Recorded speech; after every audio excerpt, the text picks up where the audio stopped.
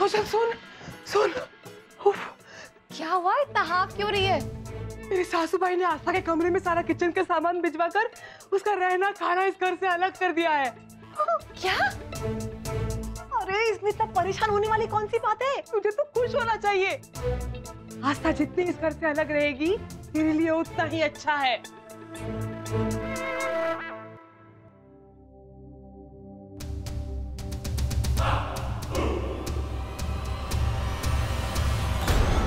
वाह आस्था, तुम तो बहुत फास्ट निकली। कह के गई थी सिर्फ अलग कमरे में रहने जा रही हूं, पर यहाँ तो तुमने अपना अलग किचन भी बना लिया।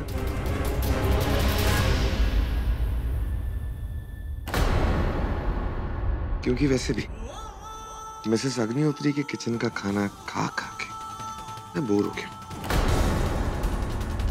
अब लाइफ में थोड़ा स्पाइस ऐड करना चाहता हूँ। अब से रोज मैं अपनी पत्नी के हाथ का ही खाना खाऊंगा। मैं ना तो आपकी बीवी हूँ और ना ही नौकर जो अपना हुक्म चला रहे मुझ पे। छोड़िए मुझे,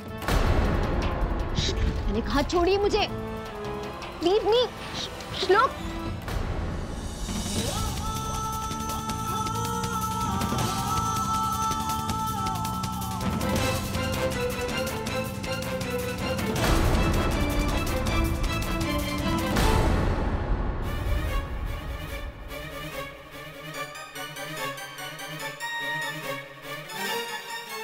ओके, ऑल राइट।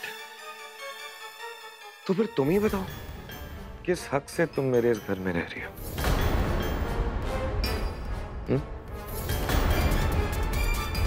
देखो तुम कुछ भी सोचो, मुझे कोई फर्क नहीं पड़ता, लेकिन जब भी तुम बाहर निकलोगी ना तो रास्ते में तुम्हें लोग श्लोक अग्निहोत्री की बीवी ही बुलाएंगे।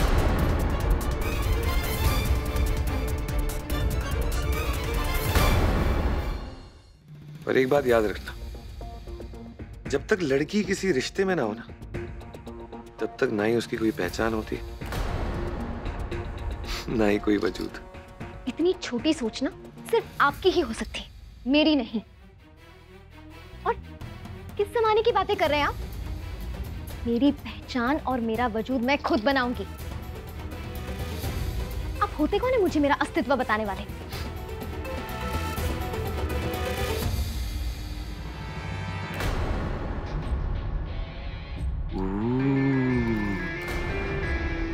क्या डायलॉग मारती हो यार तुम। जितना उड़ना है उड़ लो।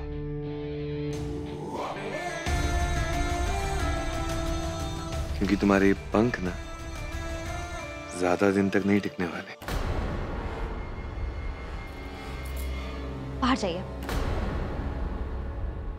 मैंने कहा ना बाहर जाइए। श्लोक प्लीज मेरे कमरे से बाहर जाइए।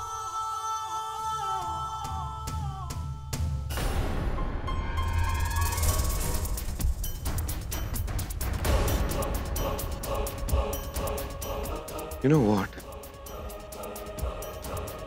अगर मैं चाहूं ना तो अभी इसी वक्त तुम्हें अपने कमरे में लेके जा सकता हूं।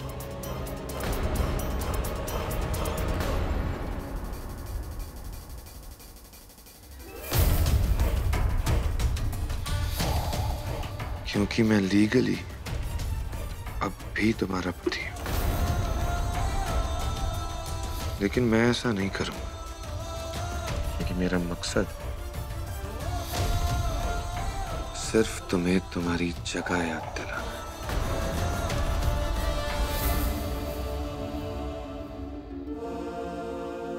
बाहर जाइए। श्लोक मैंने कहा मेरे कमरे से बाहर जाइए। Get out. ओके, जा रहा हूं।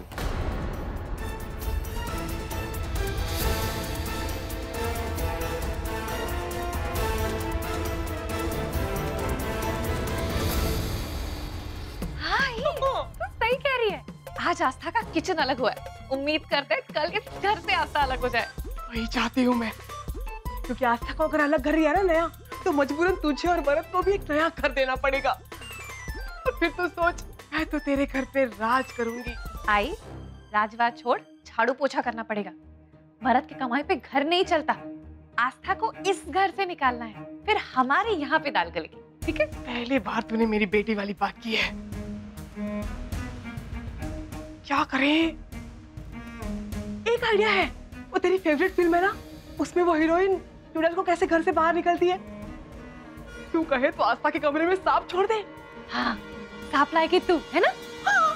क्या फालतू आइडिया देती आई, कुछ अच्छा सोचना। ये आस्था ना बहुत चालाक है।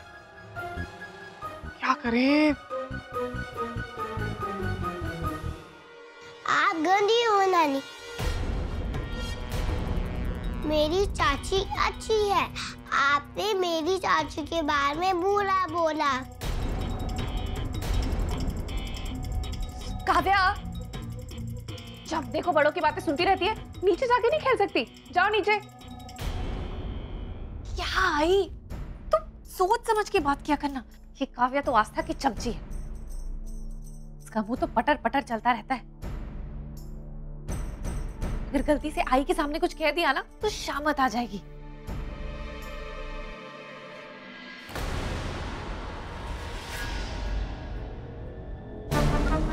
दर्द हो रहा है? मुझे भी हुआ था जब आस्था की तरफदारी कर रही थी, तभी समझी? आजकल कुछ ज्यादा ही बोलने लगी। लगता है वक्त आ गया है तेरी जबान काटने का। मार लीजिए तो मार लीजिए ना, एक ही बार में खत्म कर दीजिए। लेकिन आस्था जैसी अच्छी लड़की को मैं कभी बुरा नहीं बोल सकती। कुछ ज्यादा ही तेरी जबान चल रही है। भूल गई तेरे साथ हम क्या क्या कर सकते हैं? आपने जो जख्म दिए उसे मैं कैसे भुला सकती, लेकिन आपने इतने जख्म दिए कि अब दर्द को भी मुझ पे तरस आता है। और अगर आप मुझसे इतनी नफरत करती है तो मुझे एक ही बार में क्यों नहीं मारती? वैसे भी हार देने इस घर में किश्तों में मरती हूँ। अच्छा होगा ना एक ही बार में मर जाओ। अच्छा तो क्या हुआ? हम तुझसे नफरत करते तो? हाँ क्या हुआ?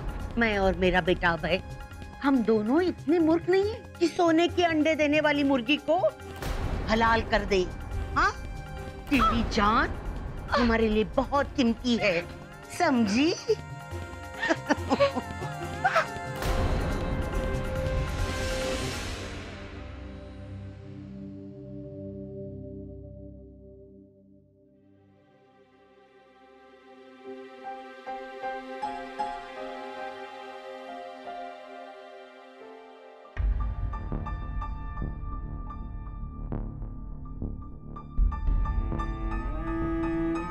मैं बाकी का सामान लेके आती हूँ।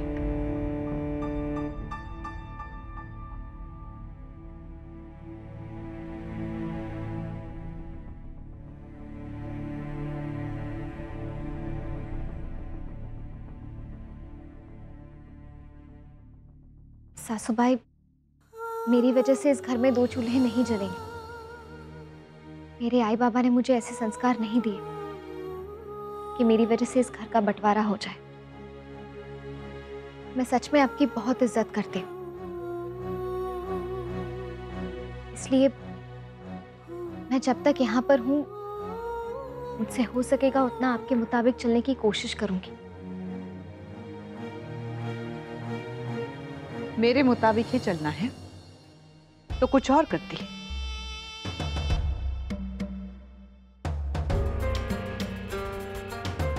ये मेरा घर है, यहां वही होगा जो मैं चाहूंगी। कोर्ट ने तुम्हें 6 महीने के लिए यहां रहने के लिए कहा है, तो उस हिसाब से तुम अब भी इस घर की छोटी बहू हो, और 6 महीने के लिए ही सही तुम्हें हर वो जिम्मेदारी निभानी होगी जो एक बहू की अपने ससुराल के प्रति होती है। समझ ला?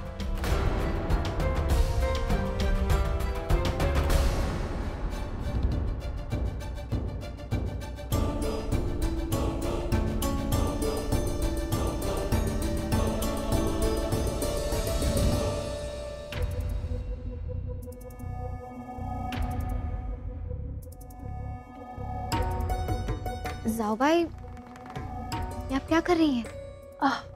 यहाँ रहना अगर तुम्हारी मजबूरी है तो तुम्हें यहाँ झेलना हमारी मजबूरी है। तो समझो कि ये उन 6 महीनों के प्रतीक है, 6 सैड स्माइली। अब 6 महीनों के बाद तुम्हारी शक्ल भी तो ऐसे ही मुरझा जाएगी ना, और हमारा भी तो यही हाल होगा। तो एक काम करो, ये लो और हर महीने एक स्माइली कट कर दो। लो लो। वैसे मुझे एक बात समझ नहीं आ रही आस्था कि बाबा तुम्हें देखते क्या है कि हर कीमत चुकाने के लिए तैयार है बस तुम्हें दोबारा यहाँ लाने के लिए। खैर, पर तुम इस गलतफहमी में मत रहना कि हम सब भी तुम्हें यहाँ रखना चाहते हैं ना, क्योंकि तुम्हारी उस कोर्ट वाली हरकत के बाद इस घर के सब लोग तुमसे सिर्फ और सिर्फ नफरत करते हैं। तुम्हारे नाम से और तुम्हारी इन घटिया हरकतों से ना अब सब चिढ़ते हैं।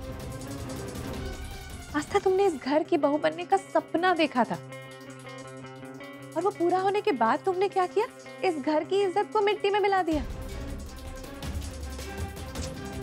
तो अब दोबारा इस घर की बहू बनने का सपना बिल्कुल मत देखना, क्योंकि इस घर की सिर्फ एक बहू है, मैं सोचा, समझी?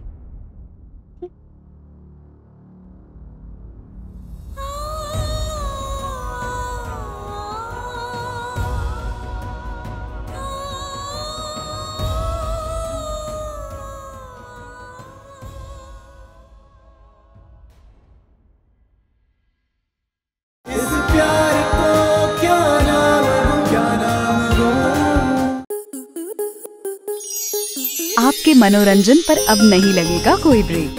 स्टार प्लस के बेहतरीन शोज देखने के लिए लाइक, शेयर और सब्सक्राइब करें स्टार प्लस यूट्यूब पेज को।